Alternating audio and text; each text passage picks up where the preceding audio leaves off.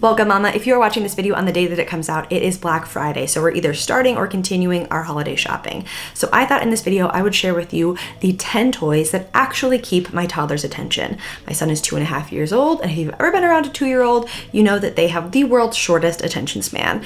And so these are toys that actually keep my son's attention. They help work on his focus and cognitive development, his fine motor skills, his critical thinking. And they're things that I can play with him and engage with him on for a while too. Not only that, they're great for independent play so that I can get a few things done while he's happy and engrossed in something. So like I said, I'll be sharing 10 items in this video. I'll make sure to link everything down below. Some will be affiliate links, so just check that out. And before we jump into that, hi, my name is Sam. I'm a matrescence educator and a passionate advocate of motherhood. And on this channel, I believe that you deserve to enjoy this. I believe you deserve to be seen. And most importantly, I believe you deserve to find yourself through motherhood instead of losing yourself to it. So if that sounds good for you, go ahead and hit that subscribe button and let's jump into this. So the first item is his toy sink. This is from the Lovevery subscription. We've had that for about 2 years and we really like it. I would say we enjoy about 80% of the toys that we get in the box, and we also really like the books that come in the box. Lovevery is Montessori based, so all of these toys, they're helping them develop real life skills. Not only that, they're not overstimulating. They do keep his attention pretty well, and they're just very beautiful. Uses it to give his toys a bath. He fills up cups and dumps cups out. So just so much fine motor work going on there. Again, life skills of learning how to turn on and off the water and making sure he does that when he's done.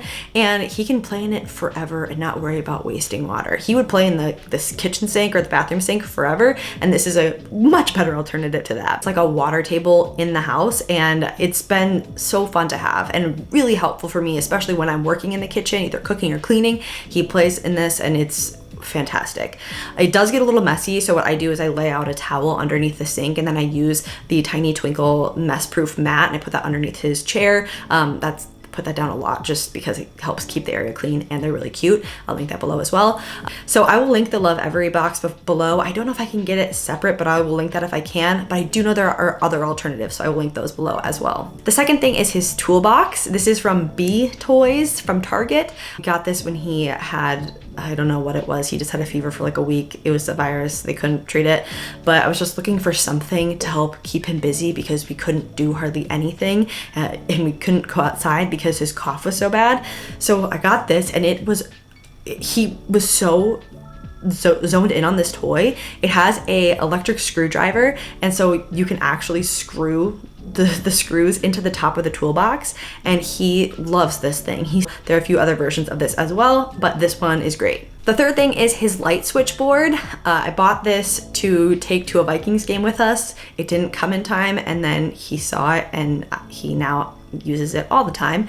And all this is a board that has a bunch of different switches on it that turn on and off lights, and there's a bunch of different things you have to do, like plug in a cord and flip different switches and turn a key and dial a knob. And it's, again, just great for fine motor skills, but also it really keeps his attention. He'll just sit there and push those buttons, and especially for places like planes, car rides, events where you want to give them something to help them maybe be a little more content, but you don't want to use an iPad or you don't want to use anything that makes a lot of noise. This is a really great option, and he very much enjoys this. Number 4 are Magnetiles. This is one of the most popular kids' toys, I know, but it's one toy that he and I can play with for a really long time together, and it's one of my favorite ways to bond with him because I don't love imaginative play. Like, I'll do it and I'll engage with him, but I just have a really hard time, and if I'm being honest, I get kind of bored.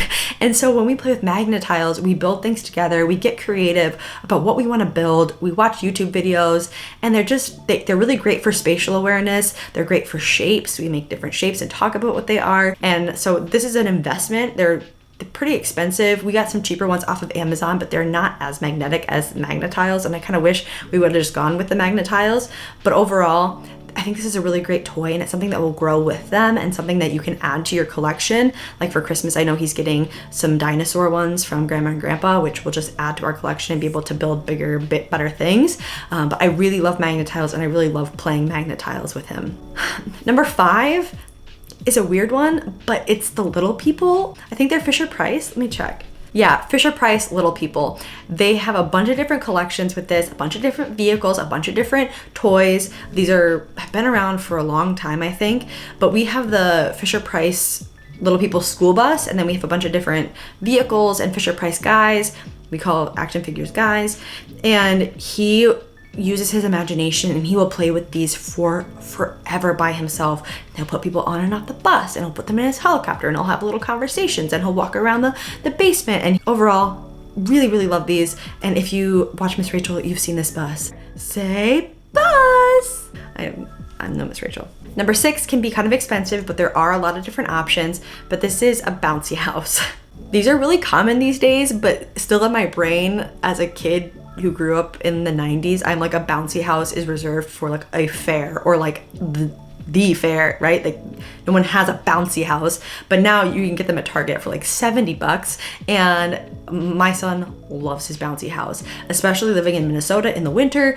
Movement can be limited, so he has a really big one. I think his was like $300 to $400, and he got it for his birthday as his big gift, and he loves it. I think he would love it even if it was smaller. He just loves jumping around and bouncing down and being spun around in it. It's a really good way to get out his energy at night, and it's just a great alternative to going outside in the winter for us. I will link ours down below, but I'm also going to link some lower cost options, because not only is this one expensive, it is also very large, and it takes up a large portion of our basement. So if I could do it again, I might get a cheaper one and a smaller one just for functionality, but we do like the one that we have. Number 7 is our toddler kitchen tower.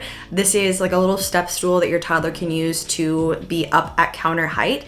This has been great for him helping in the kitchen, for him just standing and eating while we're doing other things.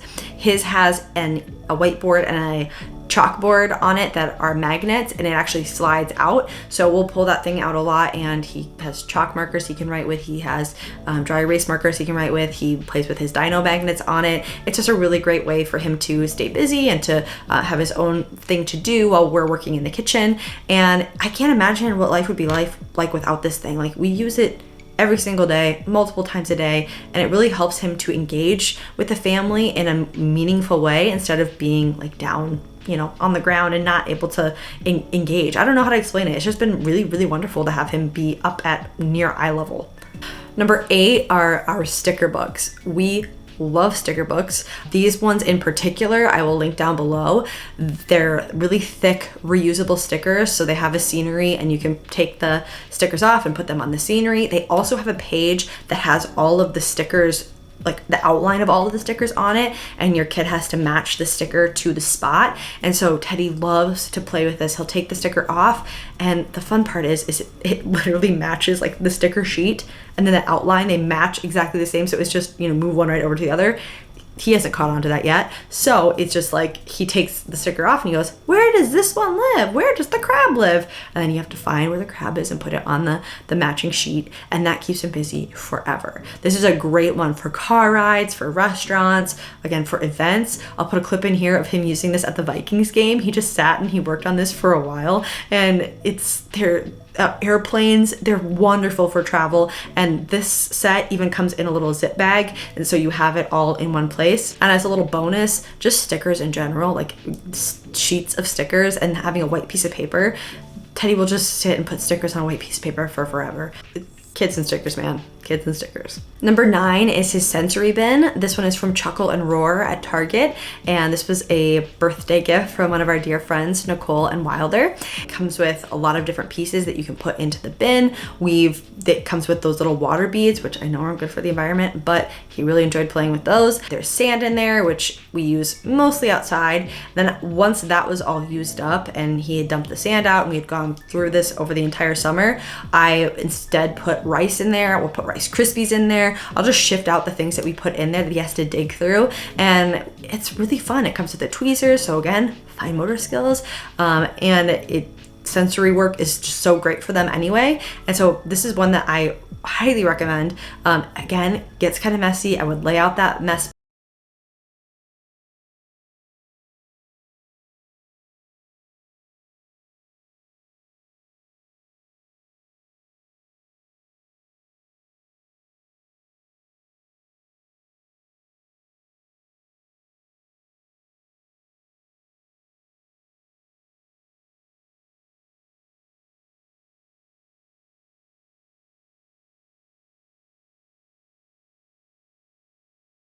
thing you can do for your child's development. As a former teacher, I can see a very clear connection between how reading has impacted him and his development. We have books on every level of our house. We read first thing when we wake up in the morning, last thing before we go to bed. And it's a really great way to come back to baseline when we're having a hard day or when things are really chaotic, just to say, hey, you want to read a book with me? And I get really excited, and then we'll sit down, read a book, and again, get kind of back to baseline. So some of my favorite books are animal books, things that are like real life books. He's starting to get into more as a toddler. So things like learning about the weather, learning about different types of animals. Some of our very favorite books are actually from Africa. My husband went to Tanzania when my son was 4 months old, and he brought back a book for him, 2 books for him, and then we loved them. Tom and I did, so we ordered a bunch more, and they're all like the origin story of certain animals, like why an elephant has a long nose. Some of my favorite books teach lessons or say things that I don't know how to express myself. Marianne Richmond has a lot of books like this, like I Love You So is our favorite book of all time, and this is about unconditional love, like how much I love you, even when you've had a bad day, even when things are tough. My favorite place is by you, and I just love that book, and I love being able to speak those words to my son. She has Be Brave Little One, which are about like how 2 things can be true at the same time, like go out and explore the world, but then come home when you're ready to rest, and stand up when you want to, but sit down when you've had enough, and just a lot of important messages there. If I Could Keep You Little, which talks about how I would love to keep you little and have you with me all the time, but you need to grow up so you can explore and do all of these other things, which is probably more for mom than anything else. And then also books like Hands Are Not for Hitting, potty books, a lot of other books that just like teach those life lessons that again, I don't know how to teach myself entirely. And so I'll put my book list down below. There's a lot of them, but they're great books. And I would love your book suggestions as well. And that is it for the list of toys that keep my son's attention and books that I think serve multiple purposes. If you are interested in any of these, again, they are linked down below. If you have any questions, you have any other ones that you would add to this list, make sure you comment them down below.